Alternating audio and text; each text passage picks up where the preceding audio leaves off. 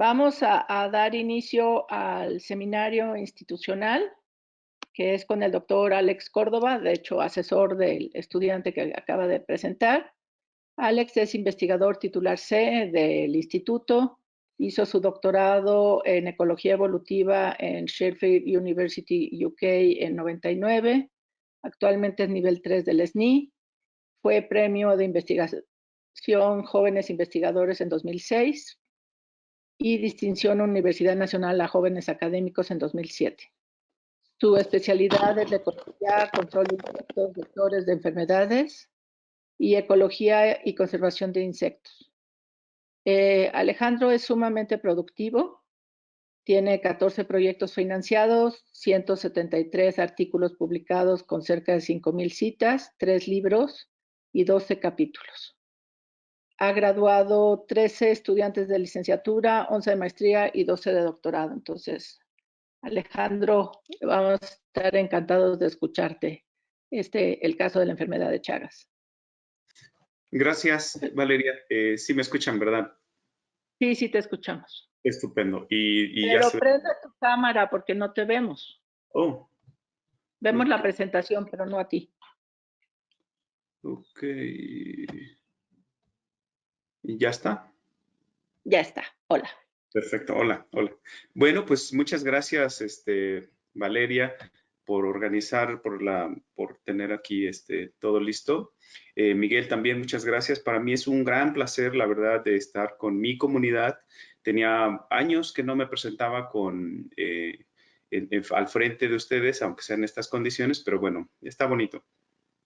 Pues yo lo que les quiero hablar es de un tópico que hemos venido cultivando desde hace como 8 años.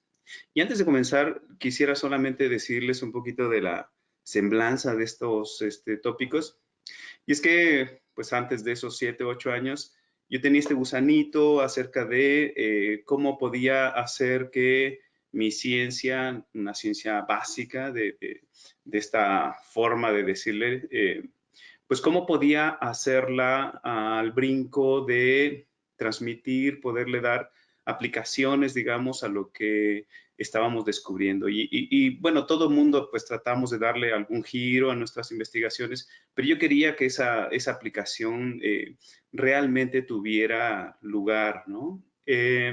Trabajando con insectos esto no es difícil porque pues, los insectos hay de todo, hay perjudiciales, hay benéficos y no es difícil tratar de amoldar un poquito la parte de aplicaciones a lo que nosotros tenemos porque cambiando sujeto de estudio pues es relativamente fácil, ¿no? Yo para este efecto pues escogí insectos que fueran nocivos, en este caso pues son los vectores de la enfermedad de Chagas, que son estos que vemos aquí, los triatominos, y para eso escogí estos bichos, pues porque ahorita les voy a explicar por qué me parece que son un grave problema y que pues cualquier esfuerzo viene a ser pues bienvenido porque la verdad es un problema muy grave el de la enfermedad de Chagas.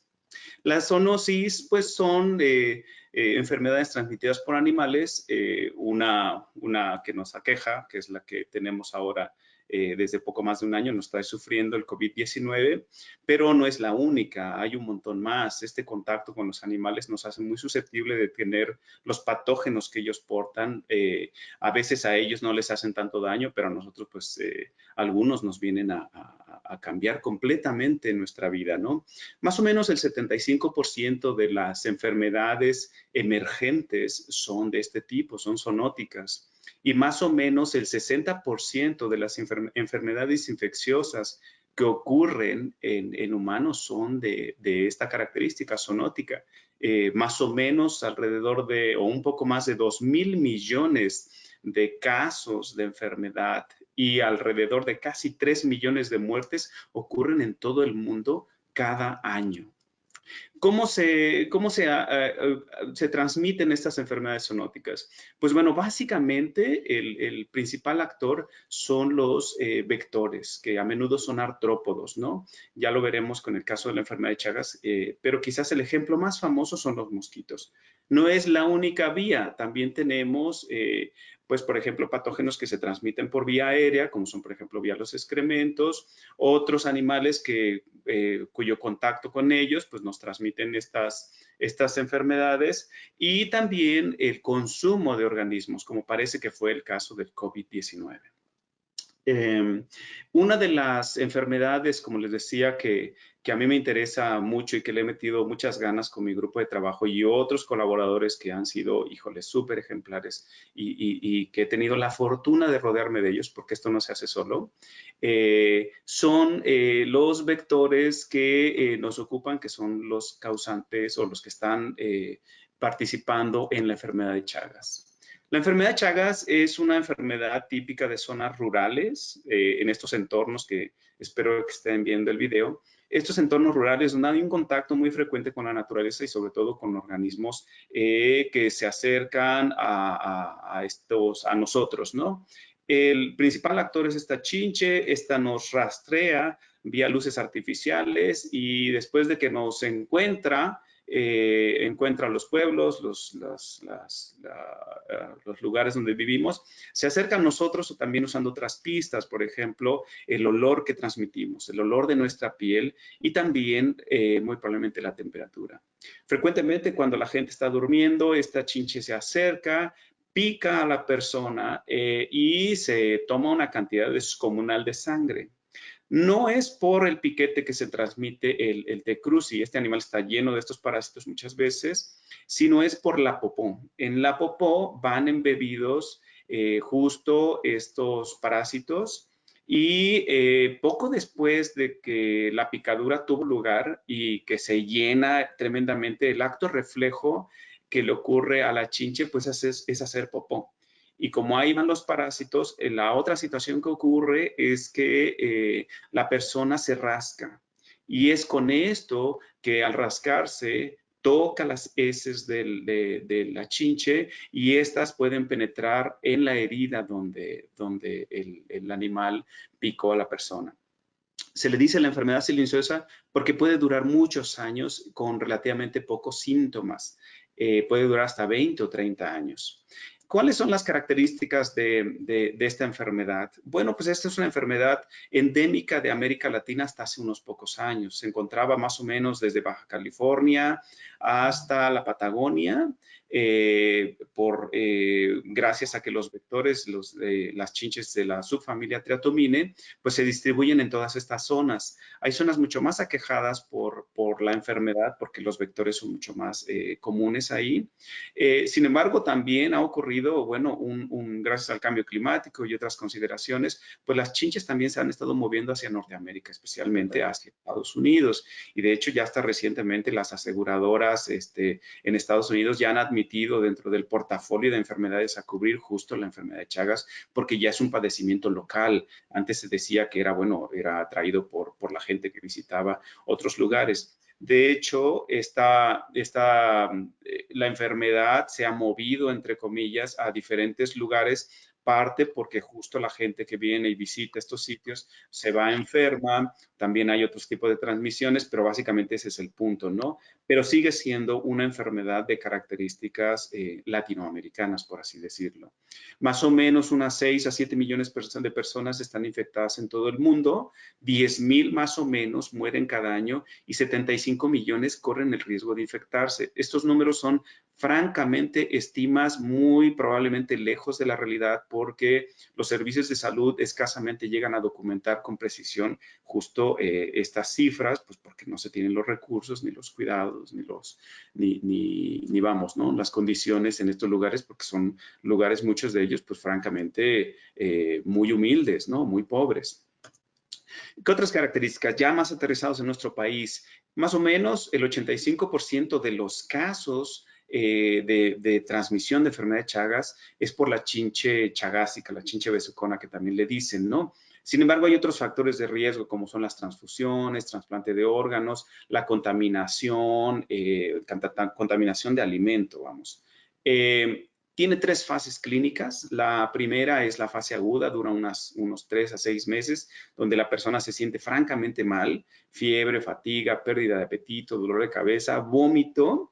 Es en este periodo donde los medicamentos que justo no tenemos en el país en este momento, se aplican, se pueden aplicar y pueden llegar a ser efectivos. Sin embargo, los medicamentos tienen sus bemoles, provocan una cantidad de reacciones en la persona que muchas veces son tan terribles que la persona termina ya sin tomar los medicamentos porque realmente son muy, muy complicados, ¿no? Después de esta fase, por alguna extraña razón que no entendemos, el parásito deja de causar estos síntomas y se oculta, digamos, en algunas células del cuerpo y pasa así muchos años. Pasa 10, 15, 20 años, hasta que de pronto sale y empieza a crecer, a reproducirse masivamente y la persona muere en unos pocos meses gracias a padecimientos del corazón, hipertrofia del corazón y a a malestares intestinales terribles, ¿no? Esta enfermedad, por ese gran periodo de silencio, se le dice por eso enfermedad silenciosa, pero yo también le diría que es la enfermedad de los pobres, porque básicamente como le da a la gente pobre, pues las farmacéuticas no están interesadas en absoluto en proveer los recursos, pues porque no lo van a comprar, básicamente, ¿no? A diferencia de la vacuna que ahora tenemos de COVID, más de una vacuna, que ha sido un milagro para la ciencia, que en un año tenemos, wow, ¿no? Un montón de ofertas. Para esta enfermedad que tenemos más de 100 años de que se describió por primera vez, pues no tenemos nada cercano, ¿no? La prevalencia en México es muy alta, justo porque mucha gente vive en zonas rurales. Alrededor de 71 millones de personas están en riesgo de contraerla. Y gente como yo, por ejemplo, que vivo en una ciudad, el hecho de que me desplace a esos sitios también me pone en riesgo. Gente como yo, somos alrededor de 20% de la población mexicana que también estaría en riesgo por estos viajes temporales, ¿no? Hay estados con mayor riesgo que otros, aquí se mencionan algunos, y en general las pérdidas económicas son bien cuantiosas, ¿no? Son situaciones pues bien complicadas.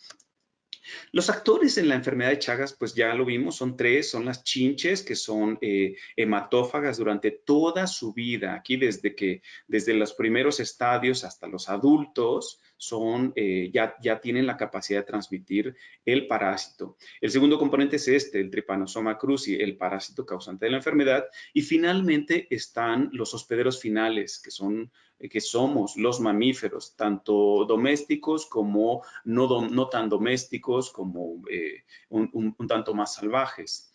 Para mí, como ecólogo y como entomólogo, lo que más me llamó la atención de esta enfermedad son 2 cosas. La primera es que el parásito tiene lo que nosotros le llamamos un ciclo de vida complejo. Quiere decir que el parásito requiere más de un hospedero para poder completar su ciclo de vida.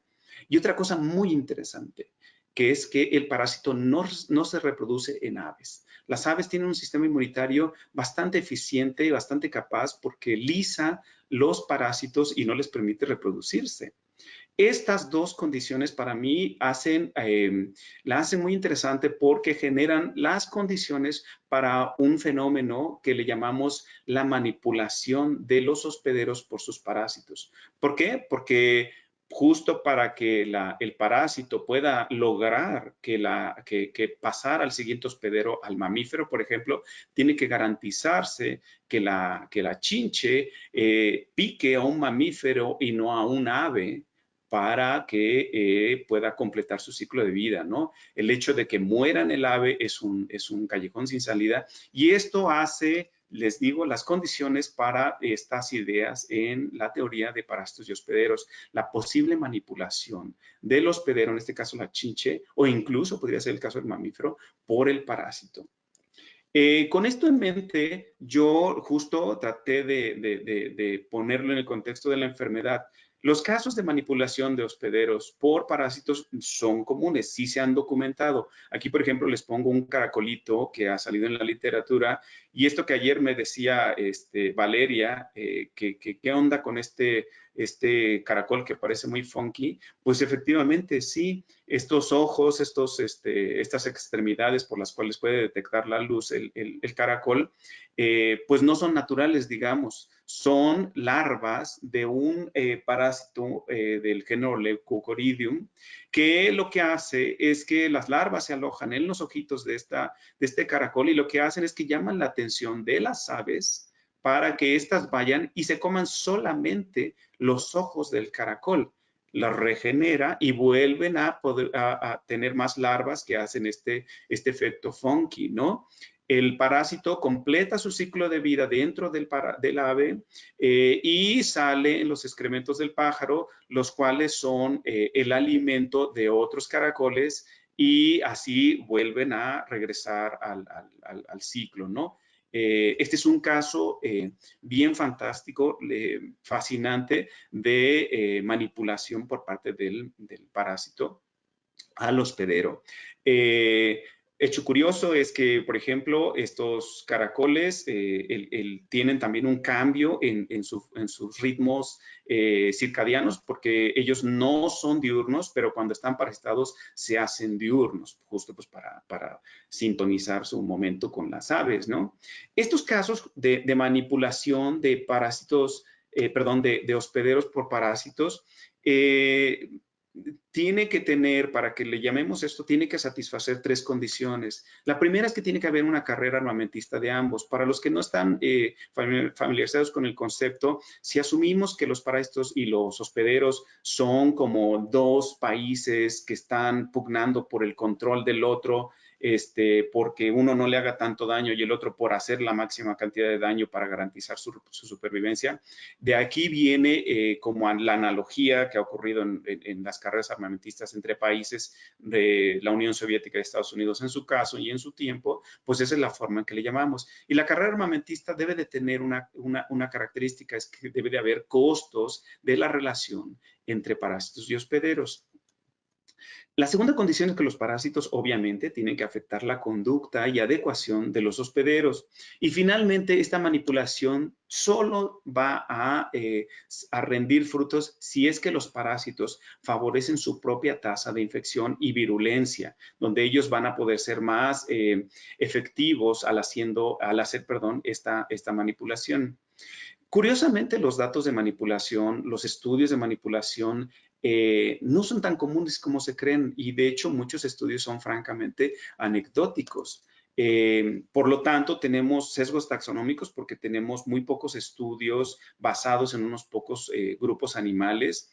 Hay también muy poco énfasis en estudios experimentales y sobre todo hay menos énfasis en parásitos y hospederos de importancia económica o médica. Y con este marco, yo voy allá a decirles de qué les voy a hablar en mi charla de hoy. En primer lugar, les voy a describir lo que, para satisfacer las condiciones que les mencionaba antes, pues los costos en adecuación de la interacción entre las chinches y el parásito. En segundo lugar, voy a mencionar tres posibles líneas de manipulación por las cuales el parásito podría estar afectando la conducta de las chinches. Voy a darles la evidencia hasta ahora. Y después me voy a mover a un terreno más especulativo donde quiero hablarles de quizás otras instancias de manipulación donde no tengo evidencia, pero sin embargo merece la pena un poquito mencionarla, sobre todo por el hecho de que sé que muchos colegas que estarán en este seminario se dedican también al estudio de chinches o incluso otros vectores y podríamos tomar ideas para una futura colaboración en esto. Yo los invito que al final podríamos, con mi correo, claro, pueden contactarme y me encantaría platicar de esto. Y finalmente les voy a decir eso por lo que me decanté hace 7 u 8 años, que es cómo hacer de esta información algo que pudiéramos aplicar, que es el control de las chinches. Bueno, En primer lugar, lo que a menudo hacemos para poder detectar que hay costos en ambas partes es que debemos observar que hay pues una diferencia debe de haber diferencias en las virulencias y en los grados de parasitismo entre poblaciones y entre especies en estas interacciones, ¿no? ¿Por qué? Porque estas variaciones nos indican en una carrera armamentista justo cuando uno de los agentes o actores tiene la mano, digamos, va ganando la carrera armamentista o es el otro, ¿no? Por ejemplo, en una revisión que hicimos hace unos años con unos colegas de diferentes lugares, estuvimos revisando la literatura y encontramos que sí, que hay diferencias muy interesantes entre especies donde hay, por ejemplo, de 20 a 80% de los individuos están parasitados. Por ejemplo, en la primera especie que les muestro aquí, Mecus palidipenis. Sin embargo, también hay variación en otras especies y dentro de las poblaciones, ¿no? Una forma muy sencilla para poner en evidencia si hay costos de la interacción, si hay costos para las chinches en este caso, es un experimento de supervivencia. Básicamente hicimos un experimento donde sometimos a las chinches a infecciones con el Trypanosoma cruzi y un grupo control, pero le agregamos más sabor a esto. Sabemos que el Trypanosoma cruzi ocurre en diferentes aislados o cepas a lo largo del continente y que estas cepas, entre otras variaciones, tienen también diferencias en el grado de virulencia que ocasionan a sus hospederos, la sintomatología que les producen. Esto se verifica con modelos murinos, se infectan los roedores con los diferentes aislados y se ve qué tan agresiva es el aislado, ¿no? Nosotros hicimos esto, usamos dos aislados, uno que se llama Chilpancingo, que es muy agresivo, y otro que se llama Morelos, que es un tanto menos agresivo. Y entonces hicimos este experimento y aquí pueden ver en el eje de las X tenemos el número de días y en el eje de las Y la supervivencia. Y como se puede ver, están las pendientes donde en rojo aparecen la supervivencia de las chinches que fueron sometidas a la cepa más agresiva, más virulenta, que es la Chilpancingo. Y como pueden ver, pues le fue peor, seguido de Morelos y finalmente el control. Esto quiere decir que efectivamente la cepa Chilpancingo es bastante terrible, ¿no? Y lo es para la chinche. Con esto uno se pregunta, bueno, no es muy benéfico para el parásito que esto ocurra, ¿no? Que le esté acortando la vida a la chinche. Cuando uno analiza los periodos de la vida de la chinche, dónde o cuándo es que come más, cuando ingiere más y por lo tanto tendría más oportunidades el parásito de pasar al siguiente hospedero, pues es justo en la fase de adulto, ¿no? Donde son más grandes, donde las hembras están produciendo huevos, donde los requerimientos energéticos vía sangre se multiplican. Y entonces hicimos un pequeño análisis de cómo esta supervivencia podemos descomponerla en la fase adulta y en la fase inmadura, ¿no? Para ver si en este caso la fase de adulto de las chinches infectadas es un poco más grande o más prolongada que en las chinches sin infección. Estos datos están aquí de forma más friendly para que la puedan mirar. Y tenemos aquí, pues bueno, los datos en gris el periodo en gris es el inmaduro y el largo en negro es el periodo de maduro, tanto para las chinches no infectadas como infectadas. Si pueden ver el tiempo de vida, que es el total en la flecha, se puede mirar que el periodo de vida como maduro en las chinches infectadas es relativamente más grande, más prolongado que en el de no infectado. Quiere decir que a pesar de que le reduce la vida a las chinches infectadas el parásito, esto va más a costo del periodo de inmadurez que el de madurez. Es decir, está de alguna forma favoreciendo que el periodo de madura dure más, ¿no?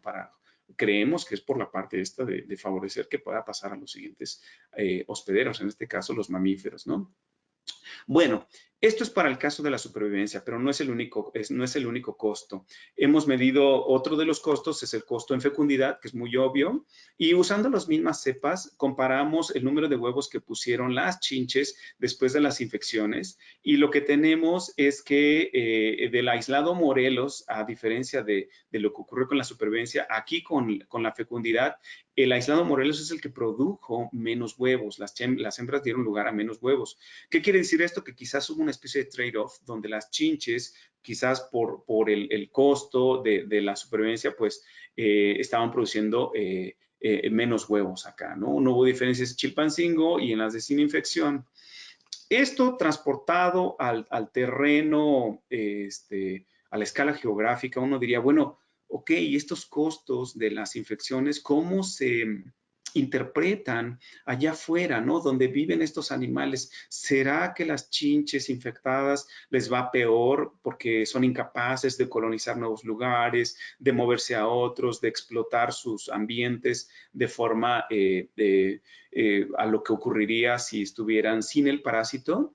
Bueno, pues esta idea la pusimos a prueba con unos colegas de diferentes instituciones, por ejemplo, el INDRE, el CINVESTAF. Nos rodeamos de gente súper valiosa que cooperando para poner a prueba esta idea, juntamos datos de 7 especies de triatominos ubicados en todo el terreno mexicano y básicamente separamos poblaciones que estaban infectadas y poblaciones que no estaban infectadas y tuvimos como dos grandes poblaciones, poblaciones con parásitos y sin parásitos. Y caracterizamos ambas poblaciones en términos del nicho ecológico, este potencial de poder colonizar todas las condiciones que ellos podrían hacerlo y encontramos una reducción en el potencial del nicho ecológico en las chinches infectadas comparadas con las chinches que no lo están. ¿Qué quiere decir esto? Bueno, pues que hay un costo efectivo en la geografía donde muy probablemente los triatominos que están con la infección son incapaces de explotar los ambientes que lo podrían hacer si estuvieran sin el parásito, ¿no? Estos costos que les manejo aquí con fecundidad, supervivencia y otros tantos datos que no quise mostrar ahora, pues tienen efectos allá afuera, ¿no? Bueno, esto es por el lado de las chinches. Ahora, por el lado del parásito, ¿hay costos para el parásito?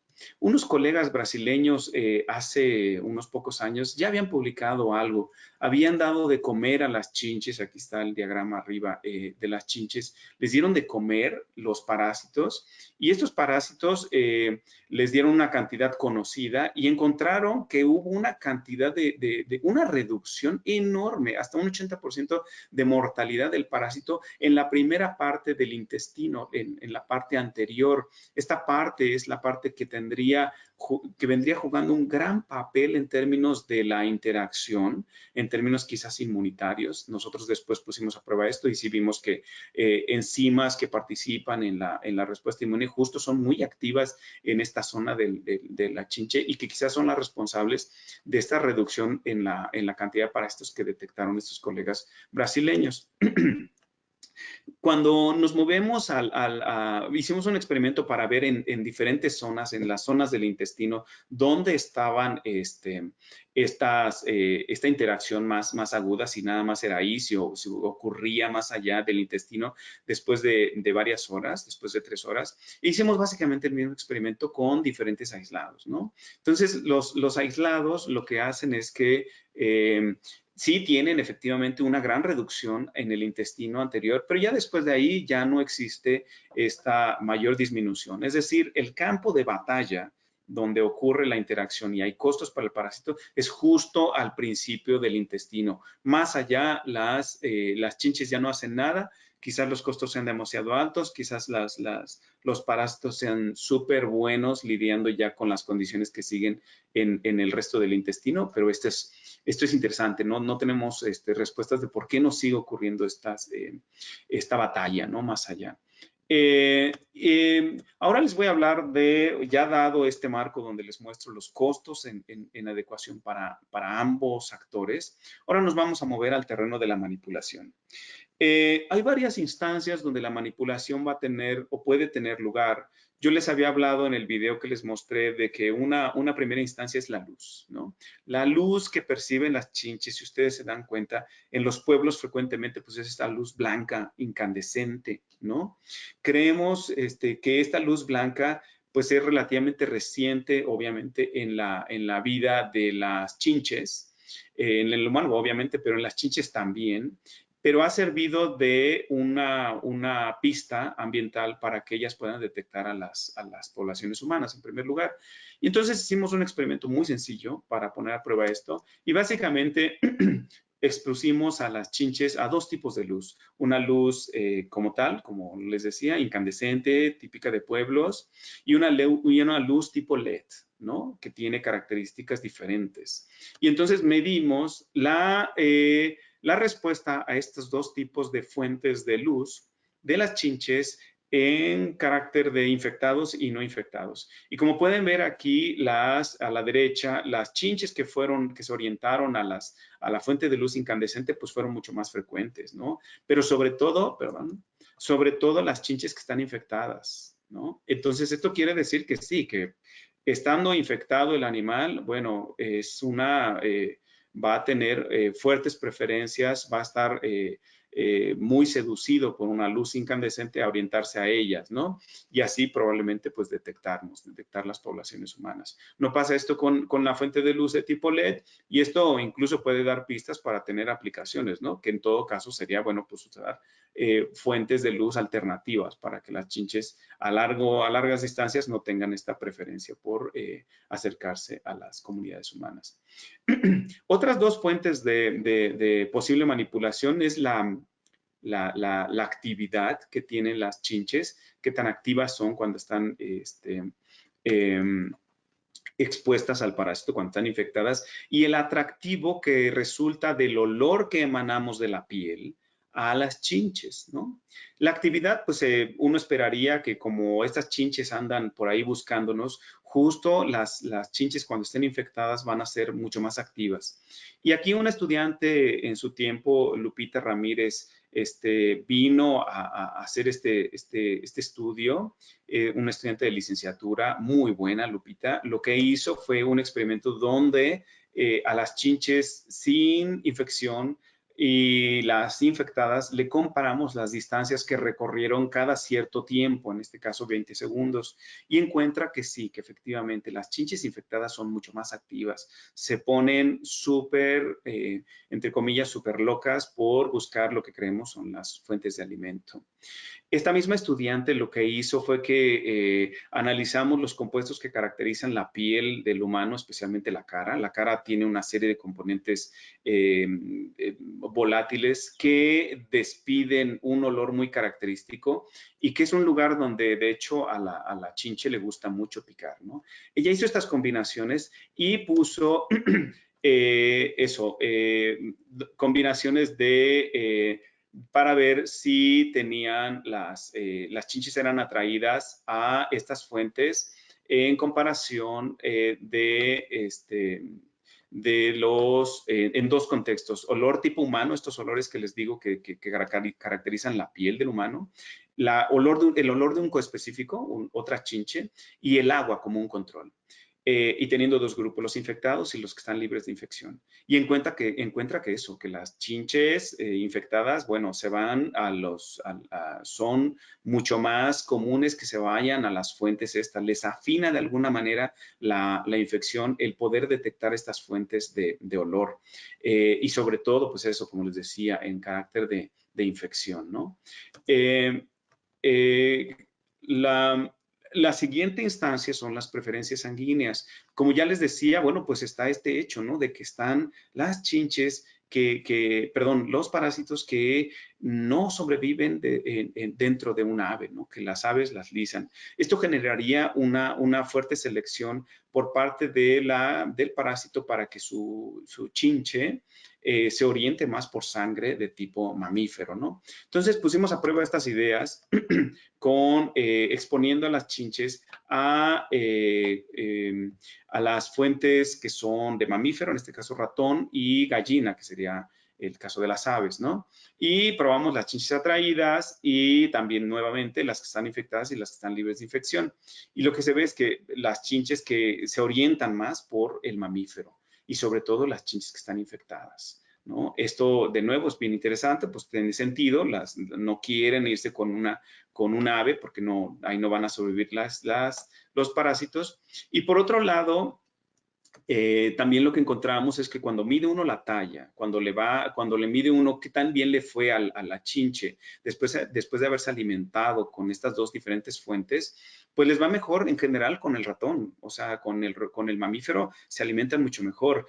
Sí hay un efecto de la infección, no crecen tanto, pero les va súper peor si esto es con aves, ¿no? Entonces, esto es como también no es tan a conveniencia del parásito, es más a conveniencia del vector, pero sí, bueno, esto también mostraría por qué las chinches, por otra parte, por su lado, requieren las fuentes de mamífero, ¿no? Porque les conviene en talla. Otra instancia que es bien importante subrayar es la parte de la defecación. Una vez que la chinche se ha alimentado de sangre del humano, por ejemplo, tiene un tiempo para hacer popó. Este tiempo de defecación es bien importante. Si se tarda mucho en hacer popó, la hinchazón y la rasquiña que le va a dar a la persona, pues puede estar desacoplada del momento de hacer popó. Entonces, lo que tiene que hacer una chinche infectada, digamos, desde la perspectiva del parásito, es que la persona se rasque poquito después de que la chinche ha defecado y que la herida está pues viva, digamos, ¿no? Entonces, este tiempo de defecación tiene que ser pues bien inmediato para favorecer a la transmisión, que penetre el parásito a la persona. Y esto lo pusimos a prueba de nuevo con las dos cepas, Chilpancingo y Morelos. Chilpancingo de nuevo es la más agresiva, recuerden. Y contamos los segundos después de comer y el tiempo de defecación, pues, después de comer. Y lo que se ve es que sí, que Chilpancingo, bueno, el tiempo de defecación, el tiempo que tarda en defecar la chinche es bastante corto, es mucho más corto con la cepa Morelos y con los controles, ¿no? Lo cual, de nuevo, es muy sugestivo de la manipulación. Y ya para satisfacer el último inciso, la parte de la virulencia, ¿sirve en algo hacerle esta manipulación, sobre todo por parte de la cepa más agresiva, la cepa Chilpancingo? Bueno, pues hicimos un último estudio donde miramos cuántas veces, las formas que después de replicarse el parásito, de cuánto es la población de parásitos dentro de los modelos murinos después de un cierto tiempo de infección, cuando han sido expuestos a las dos cepas. Y miren aquí, la cepa más agresiva, Chilpancingo, produjo mucho más parásitos en el modelo murino que la cepa Morelos, ¿no? Entonces, quiere decir que esta manipulación, si es exacto el término, si es cierto, está rindiendo frutos para la cepa más agresiva, para la cepa Chilpancingo, ¿no? Y con esto, pues bueno, concluyo más o menos estas tres instancias que les decía, lo de los costos de adecuación para ambos, lo cual generaría en teoría una carrera armamentista, las instancias de manipulación y esta posible virulencia favorecida cuando la cepa es mucho más buena para manipular a su vector. Me voy a mover ahora a la parte más especulativa, donde nos preguntamos, bueno, ¿habrá otras instancias de manipulación?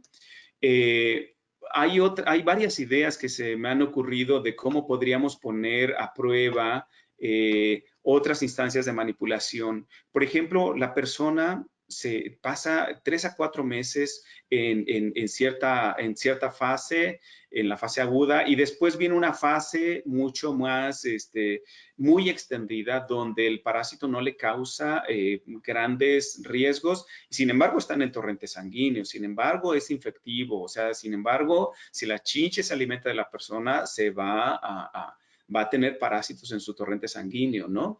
Entonces, bueno, pues uno se pone a pensar si esta fase, el prolongarle tanto el tiempo, es justo para que el parásito tenga suficiente tiempo para regresar a su chinche y seguir en el ciclo de vida, ¿no? Si este periodo tan largo es finalmente algo que la chinche favorece, ¿no? Las chinches tienen, por otra parte, una morfología bien particular, ¿no? Por ejemplo, sus patas se ha visto que son bien diferentes, ¿no? Sus sencilios, las centrales nerviosas que están en las antenas, también son muy diferentes en los ambientes rurales comparados con ambientes muy naturales, ¿no? No antropizados. Entonces, yo me he preguntado si esta morfología también está adaptada a las condiciones de donde viven los humanos, ¿no? Si esta es una morfología muy particular para esos sitios y que está favorecida por los parásitos, y los parásitos las afinan esa morfología, ¿no? Si tienen además las chinches, chinches infectadas, una conducta antidepredatoria muy especial. Las chinches, cuando andan buscando dentro de las casas, pues también se exponen a varios depredadores, por ejemplo, las aves se las comen, los gatos, etcétera. Entonces, uno se pregunta si no tienen conductas de camuflaje, de evasión, de escape, que favorezcan esto. Una colega chilena estábamos platicando sobre esto y tiene datos que parece que es el caso. Las chinches que están infectadas se embadurnan más de polvo. Por alguna razón tienen más polvo más bien en su cuerpo, y que les haría como una apariencia más críptica con el background, ¿no? Entonces podría ser que esto sea lo que se ha favorecido aquí gracias al parásito. Luego también estuve en un congreso hace unos años donde un chico presentó unos datos donde rastreaba los recorridos que hacían los perros en unas localidades allá en Yucatán, y veía que los perros que estaban infectados, no, bueno, hacían unos recorridos nocturnos súper grandes, súper más gigantes que los perros que estaban libres de infección. Yo creo que este incremento en la movilidad, por ejemplo, en estos animales, pues favorecería a los parásitos porque les da un potencial de dispersión también bien grande, ¿no? Poder colonizar otras zonas quizás, ¿no? Otra instancia es, bueno, ¿qué puede pasar en tiempos de cambio climático y de resistencia a insecticidas, ¿no? Para esto de resistencia a insecticidas, justo hace como un mes me llegó un manuscrito que decía claro, que ya hay poblaciones de las chinches que, cuando están expuestos a insecticidas, tienen respuestas de historias de vida muy particular cuando están infectadas, que sugieren que están como adaptándose en el binomio parásitos hospederos a las condiciones de estresores químicos, en este caso los insecticidas. En términos de cambio climático, pues esta es una carrera armamentista finalmente, ¿no? Y el artrópodo, pues está muy sujeto a los cambios de temperatura. Ya por aquí, en este mismo foro, se había acercado una de mis estudiantes, Berenice González Rete, y ella ya expuso estas gráficas por acá. Ella hizo unos experimentos donde expuso más bien, a los parásitos y a las chinches, los parásitos dentro de las chinches, a condiciones de cambio climático, y los expuso básicamente a 3 diferentes temperaturas: a 20 grados, a 30 grados y a 34. Y aquí en el eje de las X tienen los tiempos de incubación, cuántos días pasaron los parásitos dentro de las chinches, y en el eje de las Y el número de parásitos totales. Y lo que se ve es que cuando están expuestos a temperaturas más altas, a 34 grados, los parásitos tienden a disminuir en número dentro de las chinches.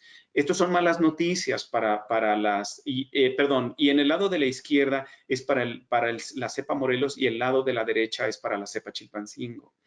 Estos son malas noticias para los parásitos en términos de altas temperaturas, ¿no? Porque aparentemente les va a ir mal. Sin embargo, a 20 grados y a 30 grados, que sí es una temperatura que va a seguir reinando en muchos lugares del planeta, pues los parásitos van a seguir bastante contentos.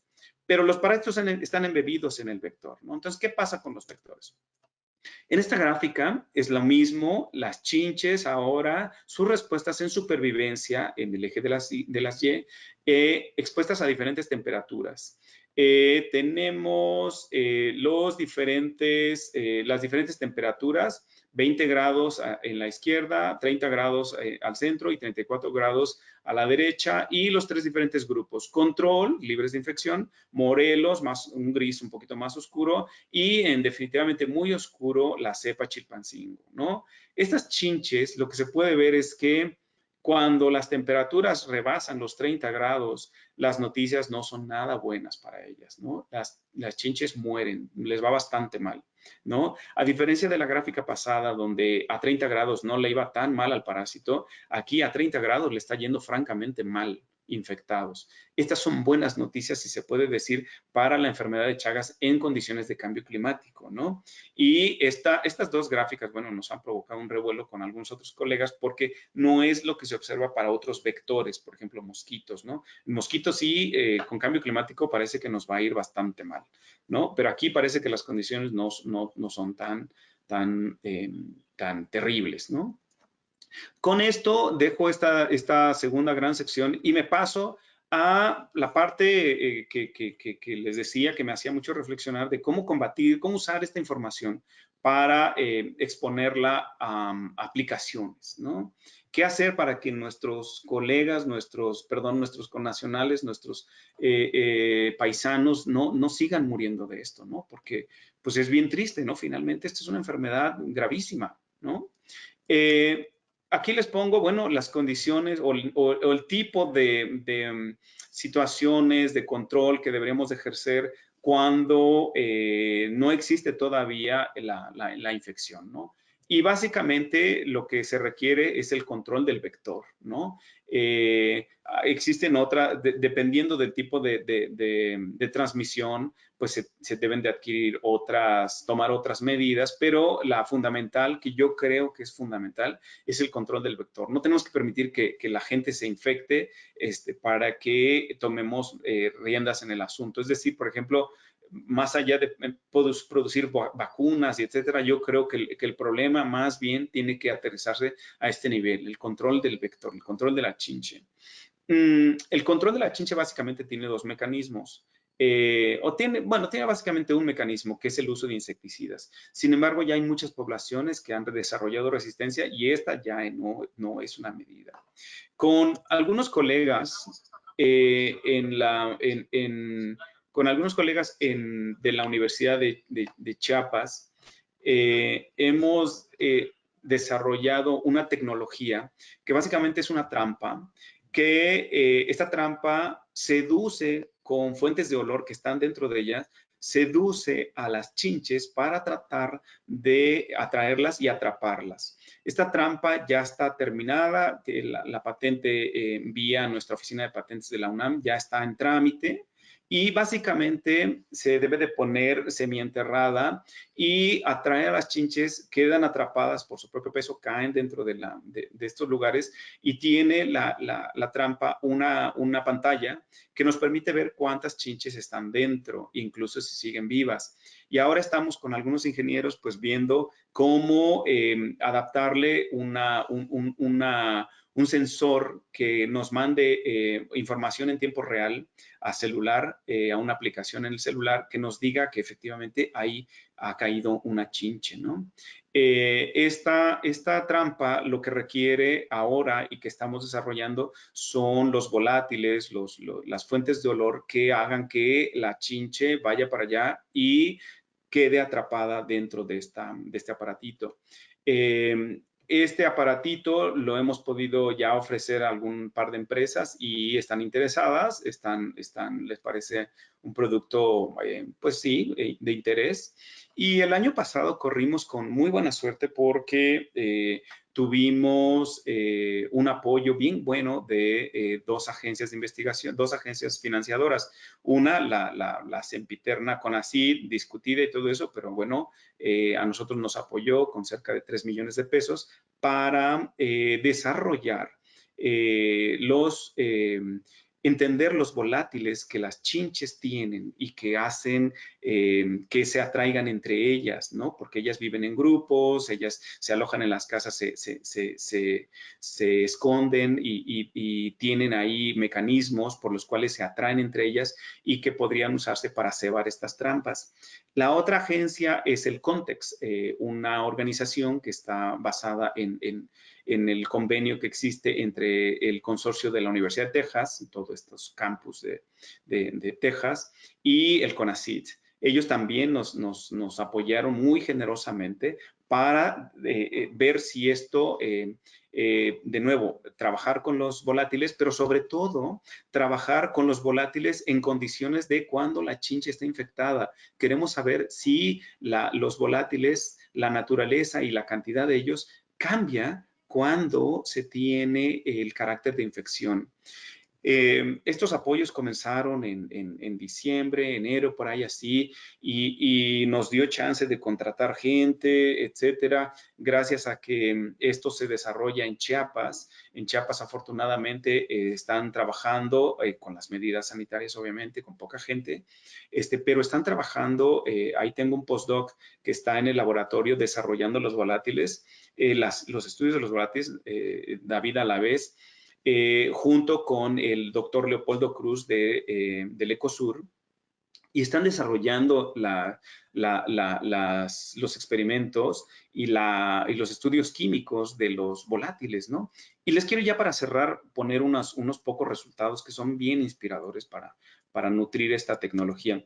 Ellos hacen ensayos, o sea, hacemos ensayos en tubos en Y, donde ponen a la chinche en medio, aquí la pueden ver, y la chinche se va a orientar hacia distintas fuentes de olor que dependen de, que les variamos para saber si, cuáles son las que les son más atractivas.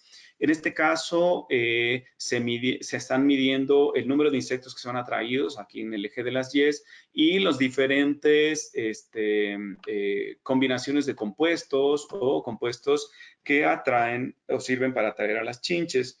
Resultan o resaltan las heces, les atraen bastante a las chinches, y también la mezcla de exuvias, el olor de la exuvia, es decir, el esqueleto que deja la chinche en la muda, junto con hexano, los volátiles de las heces, cuando se han dejado un cierto tiempo, parece que despiden un olor muy característico, parece que las heces frescas sí son efectivas, pero siguen teniendo emiten otra serie de compuestos conforme va pasando los días y siguen siendo bien efectivas e incluso en combinación con otros solventes, como es la última barra, ¿no? Otros experimentos han demostrado que estas atracciones no varían según el horario. Aquí tenemos en esta gráfica el promedio de insectos que se atraen a los diferentes tratamientos, las heces, el control o las chinches que no muestran respuesta. Y lo más interesante abajo son los horarios, de 6 de la mañana a 11 de la mañana, de 12 del día a 5 de la tarde, de 6 de la tarde a 11 de la noche, de medianoche a las 5 de la mañana. Y como ven, no hay diferencias, ¿no? Tampoco hay diferencias por edades. Básicamente es la misma gráfica, pero están divididos aquí en las diferentes edades de las chinches. Quinto instar, cuarto instar, tercer instar. Que no haya diferencias en horario ni en edad en la atracción que resulta de exponerlos a las heces es muy buenas noticias, porque quiere decir que los componentes invariablemente son exitosos al atraer chinches sin importar el horario y sin importar la vida, el momento de la vida del animal. Finalmente, estas heces se están caracterizando con diferentes técnicas. Aquí les pongo los resultados de un cromatógrafo donde se han caracterizado, David Alavés ha estado trabajando bien fuerte con esto y ha caracterizado los compuestos que caracterizan a las heces. Estos ya son nuestros candidatos de las chinches libres de infección para cebar las trampas, ¿no? Y para tenerlas ahí. Están algunos compuestos mucho más conspicuos que otros, por ejemplo, el colesterol es muy conspicuo, este número 8 que ven aquí, y son nuestros candidatos. La verdad estamos bien contentos, yo he estado súper feliz con estos resultados y bueno, está siendo una tan bonito porque realmente nos podemos acercar al problema del control. Hace todavía una semana estaba yo escribiendo una propuesta para la World Health Organization que sacaron un programa de apoyo de investigación para atender el problema de que las personas que más sujeto de infección resultan ser son las mamás embarazadas. Por alguna razón ellas se infectan más, quizás por el rol que tienen de quedarse más en casa, quizás por estar más pasivas en casa, no lo sabemos, pero ellas se están infectando más. Estos datos ocurren en muchos lados y Chiapas no es la excepción. Y la idea es que con este proyecto que les sometimos, pues es poner a prueba las trampas con los cebos, estos volátiles, en una serie de localidades allá en Chiapas para ver si efectivamente podemos reducir, podemos paliar la tasa de infección por Chagas en estos candidatos tan vulnerables, ¿no? Y ya con esto, pues termino mi presentación. Todo esto no se hace solo, todo esto pareciera que uno es el mero que toca la dirección todo y no es cierto, ¿no? La verdad es que es un trabajo bien complicado, bien difícil y tengo aquí pues los diferentes actores, la gente que en mayor o menor medida ha trabajado bien fuerte. Está Ana Gutiérrez Cabrera, mi esposa de Salud Pública, está José Antonio de Fuentes Vicente, un ex estudiante de doctorado y que ahora es profesor allá en la UNICACH, es con el que diseñamos la trampa. Está una también ex estudiante que ya está, bueno, está pronta a doctorarse de la Facultad de Medicina, Berenice González Rete, Margarita Cabrera, una gran colaboradora de la Facultad de Medicina, es súper buena, me encanta, es siempre positiva, siempre propositiva. Laura Flores Villega también de la Facultad de Medicina haciendo un papel genial allá en la logística y todo. La doctora Salazar Esquetino también trabajando. Leopoldo Cruz López del Ecosur, bueno, es una maravilla trabajar con él y no se diga con David a la vez, el chico del postdoc, que bueno, es una bendición tenerlo ahí. Un colega de la Universidad de Texas con quien pudimos concretar el apoyo de Context, Rupesh Karillat. Carlos Ibarra Cerdeña, muchos lo conocen, investigador del CIMBESTAF allá en Mérida. Y estas son las agencias que finalmente agradecerles sus apoyos porque sí han sido bien importantes. Aquí abajo está mi correíto para los interesados y con esto concluyo, Valeria. Muchas gracias. Si tienen preguntas, me dará mucho gusto responderlas. Perfecto, Alejandro, muchísimas gracias. Está la pregunta y comentario de Erika Tapia. Excelente seminario, súper interesante. Mis preguntas son, ¿existe información sobre si hay interacción del parásito con la microbiota intestinal de la chinche?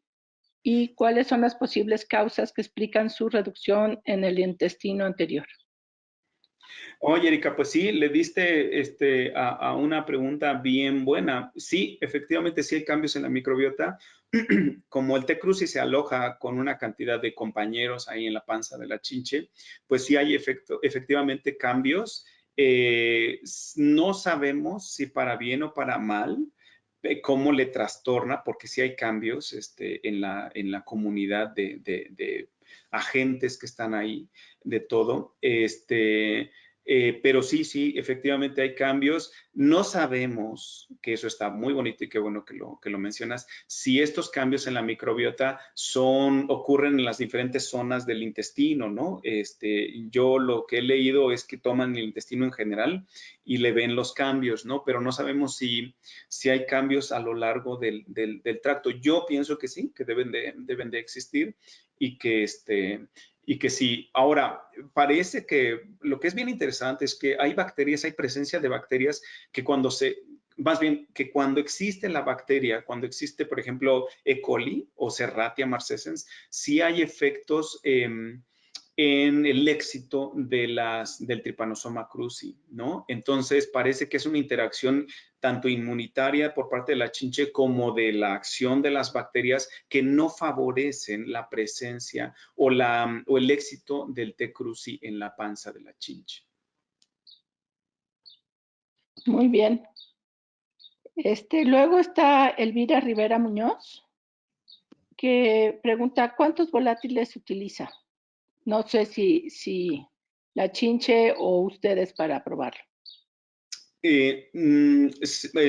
Estamos en la fase bien preliminar. Ahorita nada más he mostrado lo de las heces, pero no son las únicas, no es la única fuente de olor. Como varios de ustedes conocen, muchos insectos tienen compuestos cuticulares con los cuales también se comunican. Entonces, esa es otra fuente, es también muy útil para muchos insectos. Puede pasar. Puede ser que también actúen en conjunto. La cantidad de compuestos que pueden identificarse no la tengo todavía a ciencia cierta. Como te digo, en un año yo creo o menos esperemos tener el abanico, el cóctel de compuestos aclarado y bueno, la idea es justo usarlos. Ahora, esta serie de compuestos que yo les puse, que los caracterizaron con el cromatógrafo, estos son muy comunes también en otros insectos, sobre todo en los simícidos, las chinches de cama, que también son hematófagos. El hecho de que se compartan, de que sean similares, sugiere, pues bueno, mucha convergencia y también, pues que vamos por buen camino de alguna manera, ¿no? Porque parece ser muy común y de hecho nos entusiasmó tanto que podría ser que nada más le diéramos un leve twist a estos compuestos, si es el caso, y también utilizarlos para que la trampa pueda cebarse y atraer, en este caso, a este otro grupo de insectos nocivos. Muy bien. Luis Aguiarte dice, muchísimas gracias. Y pregunta, ¿lo del análisis de nichos se hizo con datos experimentales o con datos de distribución geográfica y modelos de distribución potencial? Sí, Luis, un gusto saludarte. Sí, fue la segunda opción porque no tenemos datos. Es bien complicado proponerse un experimento como en todo caso sería, ¿no? Que infectáramos bichos y los soltáramos ahí para ver por dónde se van a distribuir. No, es con datos del INDRE. El INDRE tiene bueno, básicamente del INDRE, que tiene una gran base de datos donde tiene, pues eso, los registros de chinches infectadas y chinches libres de infección. Y que eso nos pudo dar la herramienta para generar los modelos de nicho. Muchísimas gracias. Ella Vázquez dice, muchas gracias, excelente seminario. ¿Se continúa la práctica de insecticidas para combatir a la chinche? ¿Se sabe del éxito y consecuencias sobre este parásito? Sí, ella lamentablemente sigue siendo una práctica común en toda Latinoamérica. México, pues obviamente no es la excepción. No tenemos datos de resistencia en las chinches mexicanas, no porque no lo tengan, no porque no hayan evolucionado resistencia, sino porque no se ha investigado. Es muy probable que lo tengan, porque las poblaciones que sí se han trabajado bien, como son las brasileñas y las argentinas, tienen la resistencia y han estado expuestas a las mismas condiciones, a las mismas intensidades del uso de insecticidas. El uso de insecticidas desde la parte gubernamental es casi tan tradicional como sentarse en la Navidad toda la familia en todo el mundo. Se usa, se hace porque así debe de hacerse, no porque necesariamente ayude a apagar los brotes, digamos, de casos de Chagas. Se suministran de forma sin ton ni son, debo decir. A diferencia, por ejemplo, el caso de mosquitos, creo yo que no se sigue la misma forma. Y el chiste es que sí, que estamos encerrados ahí con el uso de insecticidas y no hay vuelta de hoja. Pues ni modo. Elvira Rivera no, me pone de pregunta nada más en las trampas y dice gracias, pero no sé muy bien cuál sea su pregunta. No sé si Elvira puedes escribir de nuevo tu pregunta para poder entender mejor qué quieres saber. Luego, Mariana Rojas, dije gracias por excelente seminario, muchísimas gracias. Michael del M de la, que no puedo seguir bien, dice, Alex, buena tarde. Antes que nada, muchas felicidades por el trabajo que estás desarrollando y por otro lado, me llama la atención algunas cosas. La primera es, ¿tienes considerado utilizar Trypanosoma barbei? Y me parece importante por los tiempos de defecación de los que te hablaste. Sí, Michael, te mando un gran saludo. Michael está trabajando en las coordinaciones sanitarias a nivel de estados. Él está directamente viendo chinches, infectando gente o bueno, picándole a la gente. Entonces, sabe muy bien de lo que habla. Entonces, sí, Michael, no tenemos contemplado, estaría genial, ¿no? Está bien como para un doctorado, ¿no? Como en algún momento, mencionaste hace años, ¿no? Yo creo que generar información con los otros parásitos sería interesante, pero a mí me gustaría más buscar aislados diferentes. El país está lleno de variantes del Trypanosoma cruzi cuya acción, cuyo éxito no sabemos, no lo sabemos y sería muy bueno caracterizarlo geográficamente, biogeográficamente a estos diferentes aislados para ver eso, ¿no? Para ver, por ejemplo, dónde hacer como mapas de riesgo, donde está más cañón, donde nuestras poblaciones mexicanas están, las poblaciones humanas están más sujetas a riesgo de infección por los aislados más agresivos, más virulentos. Yo ahí voy a interrumpir a mi pregunta porque esta viene muy bien. Y es mi privilegio como presentadora. Yes. Es, ¿Sabemos cuál es el origen de Trypanosoma cruzi? Si es africano, porque veo que está como de los dos lados del Atlántico y no sé si se sabe si Trypanosoma es más diverso en Latinoamérica o en la parte de África. Obviamente le gusta el trópico, pero Uh -huh. yo creo que igual ahí hay información biogeográfica, como dices, que puede ser interesante. ¿Se sabe algo? Sí, los tripanosomatidos son unos protozoarios muy comunes en todas partes, ¿no? Hay en África, hay en todas partes, ¿no? Y en América lo que creemos que era, pues es que era un parásito que circulaba entre poblaciones locales de animales previo a la colonización humana, entre diferentes organismos, ¿no? Primates, lo que tú quieras, mamíferos básicamente, ¿no? Ahí tenían su círculo ya establecido de patrones de distribución, ¿no? Trypanosoma cruzi, solamente acá. Y de pronto llega el humano, hace varios miles de años, llega sobre todo a aquellos ambientes en Sudamérica, y de pronto irrumpe como un nuevo potencial hospedero para el ciclo de vida del Trypanosoma cruzi. Y el Trypanosoma cruzi entonces brinca al humano y de hecho hay restos, hay evidencia de lo que podrían ser chinches ya parasitadas en las primeras poblaciones de colonizadores allá en Sudamérica, que muestran que ya desde ese entonces habría empezado la interacción.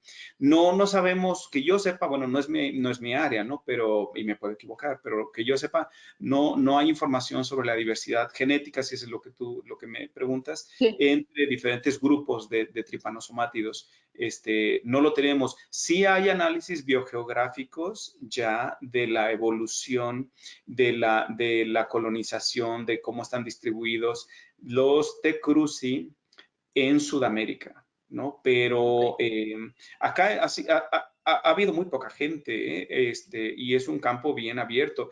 Y muchos de mis colegas tienen diferentes cepas ya en el laboratorio que se pueden caracterizar, o sea, el material está ahí, pues, ¿no? Y se pueden utilizar para análisis muy finos de la evolución de los T. cruzi. A mí me interesa mucho la virulencia, la evolución de la virulencia, porque quiero acercarme al problema de por qué se vuelven tan virulentos, ¿no? ¿Por qué le va tan mal al último hospedero, incluso a la chinche? Luego está una pregunta de Adriana Garay. Dice, muchas gracias por el seminario, Alex, me gustó mucho. Dijiste que había diferencias en la infección de las chinches, no solo por las especies, sino entre poblaciones. ¿Nos podrías comentar por qué hay esas diferencias entre poblaciones? ¿Podría ser la plasticidad de las chinches? Hola Adri, te mando un gran abrazo. Pues mira, no lo sabemos. los datos, por ejemplo, del INDRE y de en general, lo que se hace es que va la gente, colecta chinches en alguna localidad y de ahí les saca vía las heces o vía un análisis molecular fino, los datos de presencia y en algunos pocos casos, menos casos, cantidad de parásitos, ¿no? Y de ahí se hacen los valores estos de prevalencia en diferentes poblaciones y a nivel especie incluso, ¿no?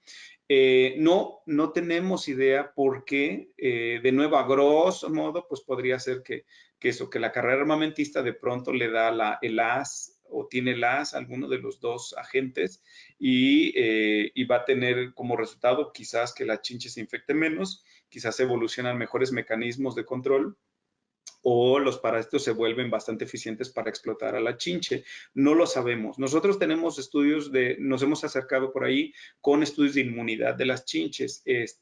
Sí hemos caracterizado el sistema inmunitario en presencia de infección y en ausencia de infección y sí vemos respuesta. La chinche responde definitivamente y se defiende del T. cruzi con unas rutas inmunitarias con unas cascadas bastante características de insectos en general.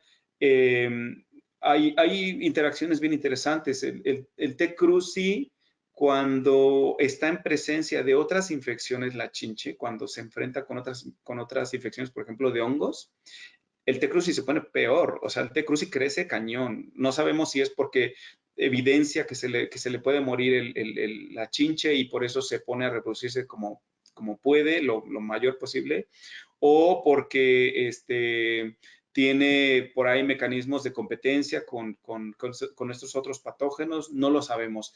Pero sí, ciertamente, sí hay pues varios indicios de que al final te dan como de mucho tipo de pistas de por qué observas diferencias en las prevalencias entre poblaciones. Y Muy bien. son consistentes, o sea, tú puedes ir a un mismo lugar y los estudios reflejan que que las prevalencias se mantienen durante cierto tiempo al menos, ¿no? Entonces, sugiere que no es un efecto de sesgo de un momento que quizás muestraste algunas, no, parece que sí se representan con el tiempo. Michael tiene otra pregunta. La segunda es sobre cambio climático. Me llama la atención que pasaría en las zonas que tenemos temperaturas mayores de 35 grados y algunas veces hasta 45, donde se encuentran triatomas infectados y sobre todo personas infectadas.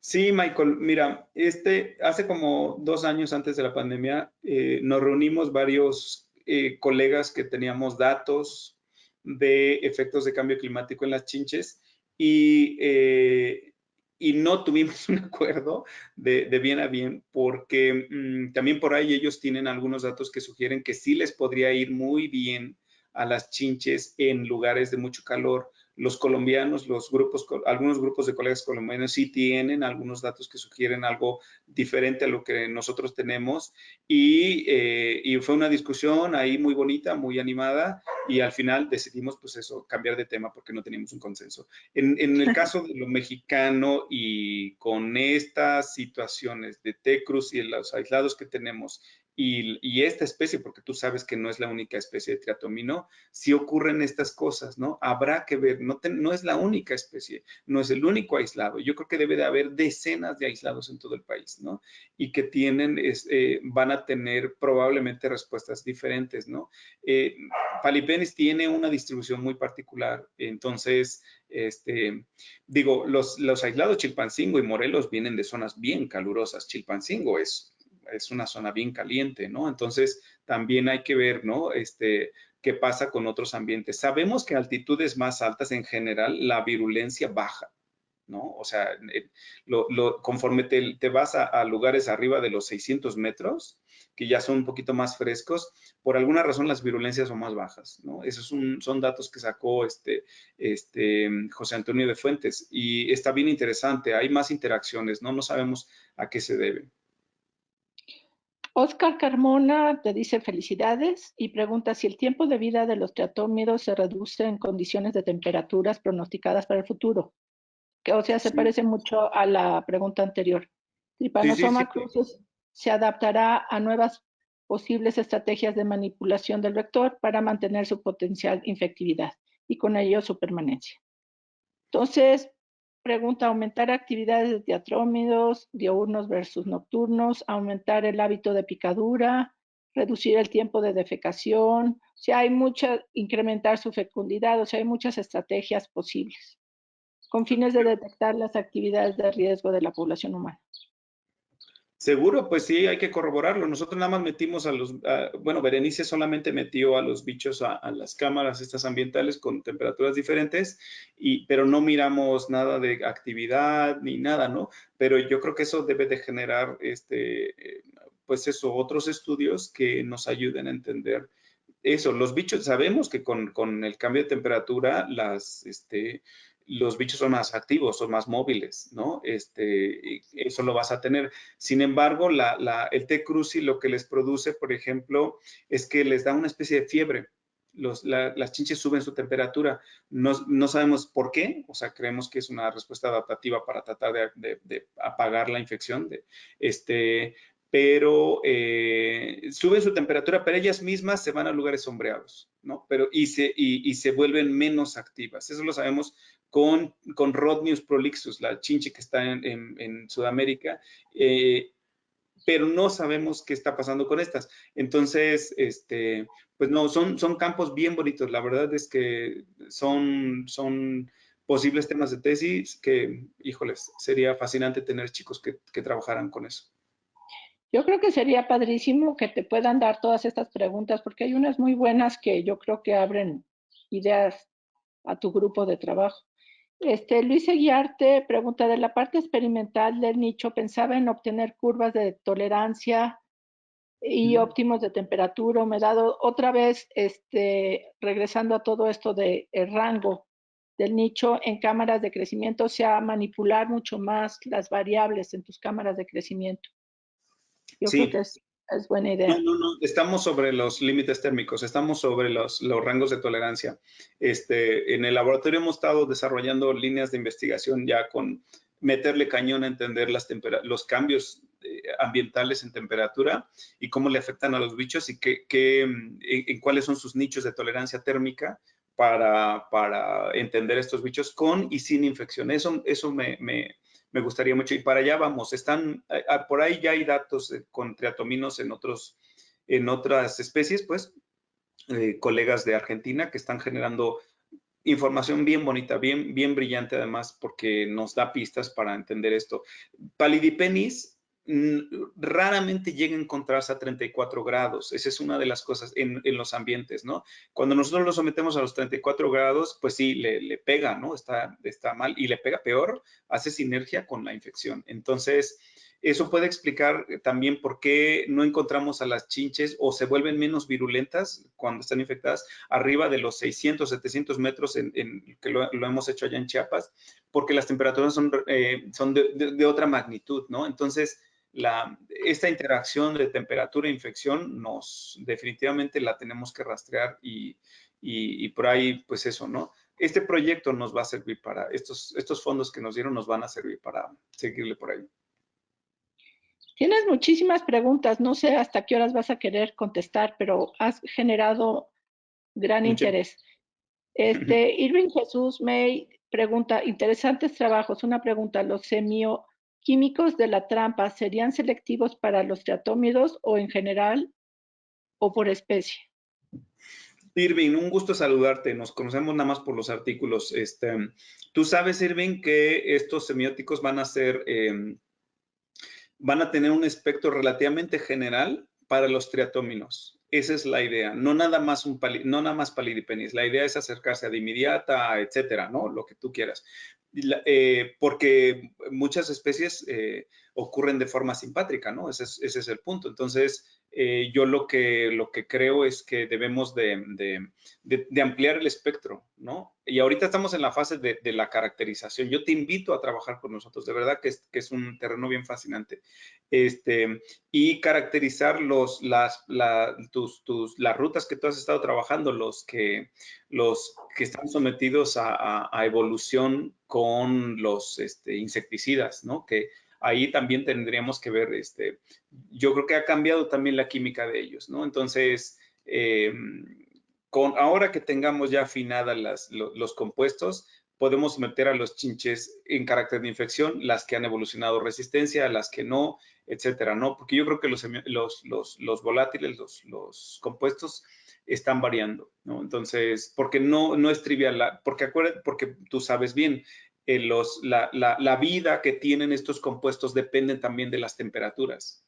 Entonces, y dependen de las condiciones de los bichos, ¿no? Entonces, yo creo que por ahí. Y el cóctel es amplio, el cóctel de compuestos, ahorita yo puse 8, ¿no? Pero yo creo que hay más, y la cosa es, ya con las combinaciones de los compuestos, pues, ¿cuál vamos a hacer más efectivo? Ahora, esta señora, la que está en Paraguay, ay, ¿cómo se llama? Enriqueta, ay, no me acuerdo, una investigadora que yo creo que lo ubicas, está diseñando o ya tiene un compuesto artificial que resulta muy eficiente para Rhonius prolixus y quedó de enviármelo.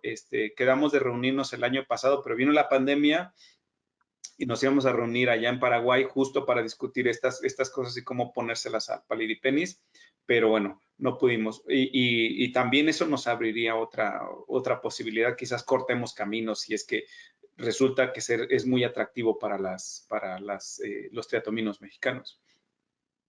Estoy enojada, hay muchos. Michael te quiere mucho, sigue preguntando. ¿La atracción de las heces se ha evaluado si es por coprofagia? No, que yo sepa, no. Ok. Luego, Elvira Rivera dice, solo para completar la pregunta anterior y agradecer su atención. Muchas gracias. Entonces no preguntó nada. Rocío Puente dice, muy interesante, gracias por la charla. No he escuchado que se hable sobre los colores, pero ¿han encontrado su estudio el color de la tela o de la ropa puede influir en la atracción? Si les interesa la luz, igual hay una Puede longitud de ser, onda favorita. puede ser, no lo sé. Yo no me inclino mucho por ahí porque son muchas veces de hábitos nocturnos, ¿no? Entonces, Sí.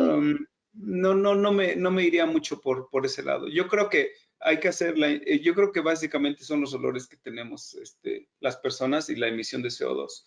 Y quizás la temperatura, ¿no? La temperatura humana. Eso yo creo que con lo que nos pueden hacer el tracking, ¿no? Sí, Miguel Moreno pregunta, con respecto al experimento de cambio climático, las temperaturas evaluadas no fue más bien un efecto del choque térmico más que de cambio climático. Pues No es que creo, pero si hubiera choque térmico, se hubiera muerto bien rápido, ¿no? Entonces, porque sí demuestran que se exacto. en varios días, sí. No, yo creo que hay un costo en cargar estas cosas y ese Sí, costo se aumenta a medida que aumentan los estreses relacionados, sí. ¿no? Luego, Mm. Betsabe Hernández, muchas gracias, Alex. ¿Las pruebas de atracción con ese se realizaron con varias especies?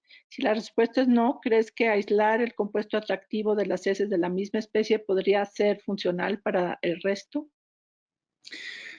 Pues vamos a ver, ¿no? Esa es la pregunta de los 1.000 millones. Con CONACYT comprometimos 3 especies de triatominos, o sea, vamos a ver si hay coincidencias. Yo creo que sí, yo creo que mira, en general, si tú ves la química de los volátiles en general en insectos, es bastante conservada. O sea, no hay una diversidad que asuste de los volátiles. Entonces, de nuevo, como decía yo hace rato, si con los simícidos, con las chinches de cama, ocurren similitudes en cuanto a estos compuestos, yo creo que estamos yo creo que no vamos a tener tantas diferencias entre especies, ¿no? Casi siempre la diferencia entre especies, incluso en atractivo, por ejemplo, lo que hacemos con Tenebrio molitor, el escarabajo de la harina, que ahí las hembras les gustan los machos que despiden ciertas feromonas, casi siempre es la cantidad y no la calidad. O sea, no es cuántos compuestos diferentes sean, sino más bien cuánto le pones a cada compuesto, ¿no? Y parece que ahí estriba la diferencia. Entonces, eso facilitaría mucho el camino porque entonces habría que hacer el cebo como bien cuantioso y que viva mucho, ¿no? Que el tiempo de vida de los compuestos sea lo suficientemente largo para que nos sirva durante muchos días. Mike te manda un abrazo, que está con toda la intención de seguir desarrollando la colaboración con ustedes y contribuir a la comprensión, y un gusto escuchar las contribuciones al tema. Jesús Dávila, hola, su comentario si tiene registro de resistencia a insecticidas, eso ya la contestaste. El DTU de las cepas que utilizan, considerar que la variación genética que existe en el parásito puede influenciar directamente su interacción con el vector, y cuáles son los diferentes parámetros que se han estudiado con esto. ¿Qué es Sí, DTU? el DTU es una forma de caracterizar las cepas o los diferentes T. cruzi, que básicamente son las unidades de crecimiento. Pertenece al grupo 1. Creemos que las cepas que circulan en el país son las del tipo 1 y las del tipo 2. No, hay certidumbre, vamos, ¿no? Pero es muy probable que haya más, ¿vale? Estas grandes categorías, en términos generales, a mí no me gustan esas categorías porque no te dicen mucho.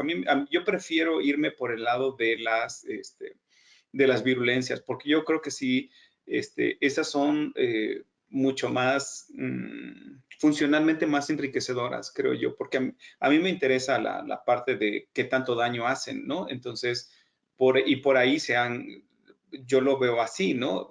Y curiosamente la gente no se pone a caracterizar las cepas o los aislados, por las virulencias. Y yo no sé por qué ese debería ser la manera, ¿no? Y de ahí correlacionarlo con diferencias genéticas, pues ese es el punto, ¿no? Nada más es como, la forma de categorizarlo parece como taxonómicamente cero funcional, ¿no? Entonces, pues es eso, esa es como mi crítica, pero bueno, va al margen de esta plática. Y Jesús Dávila explica más su pregunta. Dice, si existe registro de resistencia a insecticidas en poblaciones de triatómidos de México en especies como Palidermis, Longipenis, Masotti y Picturata. Ok, Saludos. ok. Pues si me compartes esa evidencia, me gustaría, porque me gustaría tener poblaciones de resistentes. Irving tiene seguro algunos datos con Dimidiata de allá de Yucatán, entonces la haría tener esas poblaciones y exponerlas a las condiciones que tenemos. Si me compartes esa información, con gusto para tener acceso a esas colonias. Luego, Bernardo Moreno pregunta, ¿en cuánto tiempo de defecación, qué tanto definen la endemicidad de la trypanosomasis en zonas donde sí hay continuidad de tritómidos infectados, pero muy pocos casos autónomos de transmisión vectorial? Perdón. Ajá, o sea, la primera pregunta es, ¿cuánto tiempo de defecación? Sí, y luego, ¿cómo defines endemicidad? Yo creo que eso es más importante.